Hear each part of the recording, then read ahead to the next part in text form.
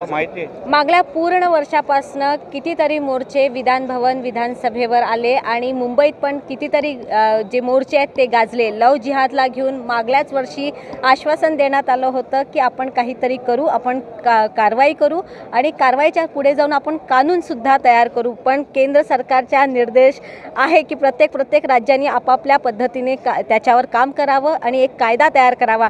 पण दादा वर्ष झालं, काय सांगाल?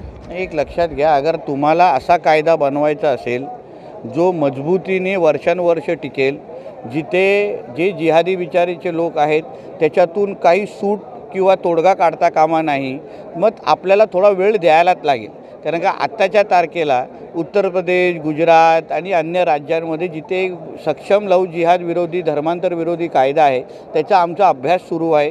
काही लोक त्यांच्या त्या संबंधित प्रशासनाच्या संपर्कात आहेत।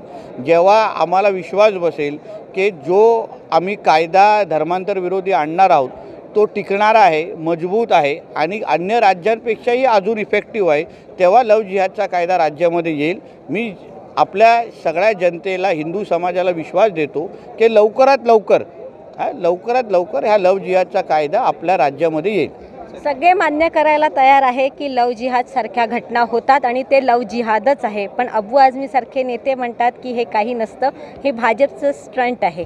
एक लक्षात घ्या, अबू आझमीला किती आपण गांभीर्याने घ्यायचं हा फार मोठा प्रश्नचिन्ह आहे। कारण का जो जिहाद्यांना मदत करतो, आत्ता NIAची जी कारवाई झाली ठाण्यामध्ये, त्याही लोकांच्या मदतीसाठी अबू आझमीसारखे लोक येतात, म्हणून त्यांना तुम्ही गांभीर्याने घेऊ नका। ते मोजून काही टक्क्यावरचे लोक आहेत, त्यांना किती गांभीर्याने घेते हे आपण ठरवायचं। पण त्यांनी कितीही विरोध केला तर त्या सगळ्यांना चिरडून राज्यामध्ये धर्मांतर विरोधी कायदा येणार। ललित पाटील नंतर नाशिक आणि MD आणि आता आज तुम्ही सदनात ठेवलेला विषय आहे की रात्र अपरात्र अर्धी दुकानं सुरू करून जिहादींद्वारा त्यांचे हॉटेल सुरू असतात, MDचाही व्यवसाय होतो, त्याबद्दल काय सांगा? नाही, भद्राकाली परिसरामध्ये नाशिकमध्ये माझ्याकडे माहिती आहे, फोटोग्राफ आहे, व्हिडिओ आहे, त्याबद्दल मी संबंधित PIना पण ही माहिती दिली। त्यांना सांगितलं की तुमच्या भद्राकाली एरियामध्ये अल्पसंख्याक समाजाच्या माध्यमातून मोठ्या प्रमाणामध्ये MD ड्रग्सचा विक्री केली जाते।